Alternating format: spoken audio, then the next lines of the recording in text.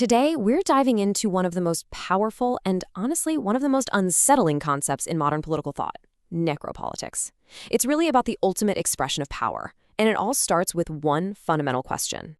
The philosopher Akil Mbembe argues that this is the very essence of sovereignty: the power and the capacity to decide who gets to live and who must die. But how does a power like that actually work in our world? Well, to really get it, we first need to look at another, related idea. So, you've probably heard of Michel Foucault's concept of biopower, right? That's the state's power over life. Things like managing populations, public health, basically deciding to make live and let die. You can almost think of the state as a gardener tending to its population. But Mbembe comes along and says, wait a minute, that's only half the picture. He introduces necropolitics, the power of death. This isn't just about letting some plants in the garden wither away. This is about actively ripping them out of the ground. It's the power to make die in order to let live. Okay, so let's dig into that idea a little more. This traditional notion of power has always been wrapped up in this ultimate control over life and death. And this is the classic definition, right? To be sovereign means you have the final say over mortality. It's the most extreme, the most absolute form of power imaginable. And here's why that's so crucial. Biopower, that whole gardener state idea, it does a pretty good job of explaining how life is managed. But it doesn't really explain the ways that states and other groups use death as a political weapon today, especially when politics itself starts to look more and more like war, where the goal isn't just to beat your enemy, but to completely eliminate. Which brings us right to the heart of this explainer: necropolitics. So what is it exactly? This is Mbembe's core argument. Necropolitics isn't just about killing. It's about creating entire zones, these so-called death worlds, where whole populations are forced into conditions of such extreme violence and neglect that they exist in a state of being the living dead. I know, it's a huge, disturbing idea. But you're probably wondering, how does something like this actually happen? Well, Mbembe lays out a pretty clear step-by-step mechanism. He breaks it down into 3 interconnected steps.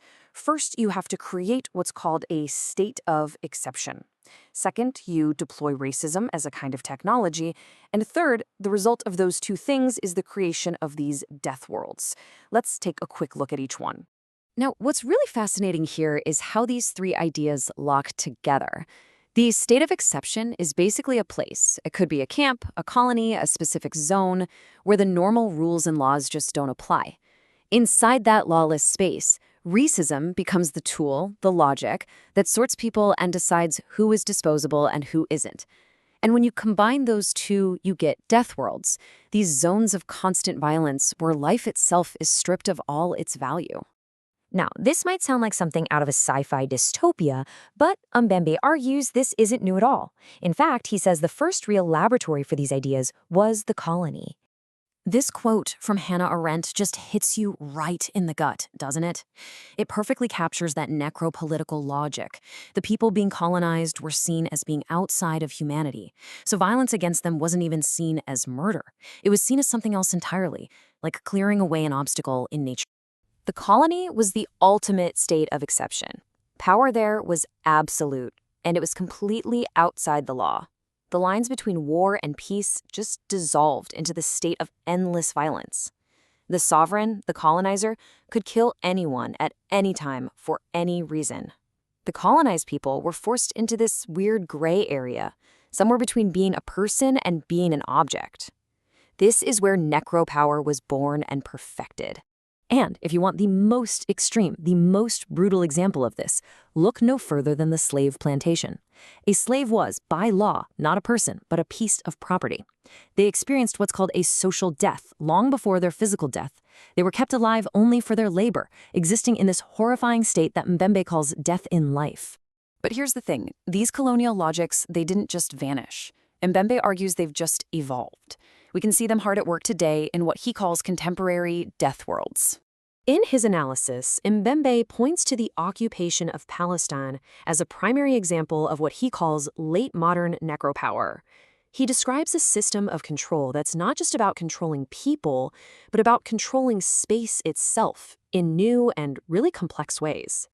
He calls it a splintering occupation, which is such a vivid term. And it's not just about lines on a map. Vertical sovereignty, That means controlling everything from the airspace above to the tunnels below, creating totally separate layers of movement. The land is broken up into these isolated little cells. And you have infrastructural warfare, which means targeting the very things people need to live: water, electricity, roads.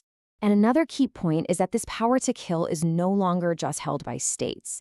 Bembe uses this term war machines to talk about groups like militias, private armies, rebel factions. They also exercise necropower.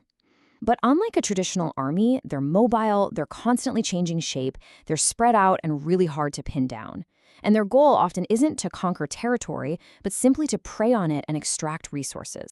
So this all leads us to the final and maybe the most extreme expression of necropolitics, where the logic of death is taken by the oppressed and turned completely on its head. You really see a clash of two very different logics here. On one hand, you have the traditional logic of survival. You kill the other person to save your own life. Simple. But then there's the logic of martyrdom, which is born from these extreme conditions, and it's totally different. Here, you fuse your own death with the death of the other.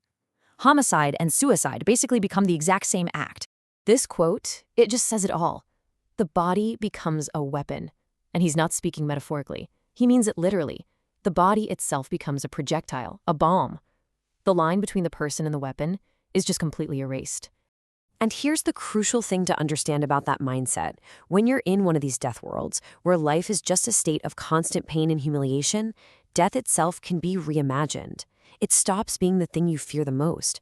Instead, it becomes this radical, terrifying form of agency, a way to escape your bondage, and maybe the only path to freedom you can see. And so that leaves us with this incredibly difficult question to wrestle with. When life is completely controlled by the power of death, what happens to our ideas of terror, sacrifice, and even freedom? They get twisted together, they become inseparable, and understanding that, that's the first step to really grappling with the world we live